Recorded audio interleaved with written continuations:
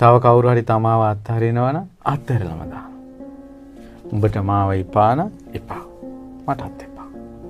පිටිපස්සෙන් බලු පැටියෙක් වගේ වැටිගෙන යන්නේ සිංහෙක් වගේ නතර වෙනවා.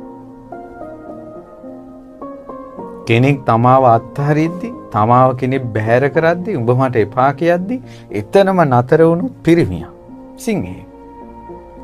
ආය අඩියක් තියලා අනේ අනේ කියලා පිටිපස්සෙන් ගියොත් බලු පැටියෙක්. බලන්න ගන්න තීරණයෙන් තමන්ගේ පෞරුෂය තීරණය වෙන්නේ හැටි. පෞරුෂය තීරණය වෙන්නේ හැටි.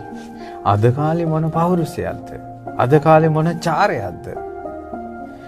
මීට අවුරුදු 15කට විතර 20කට කලින් ඔය අපි ඉස්කෝලේ යන කාලවල. ඒකට ඒ කාලවල මේ ඔය ඉස්කෝලවල ටියුෂන් ක්ලාස් වල ඔය තරුණ ළමයි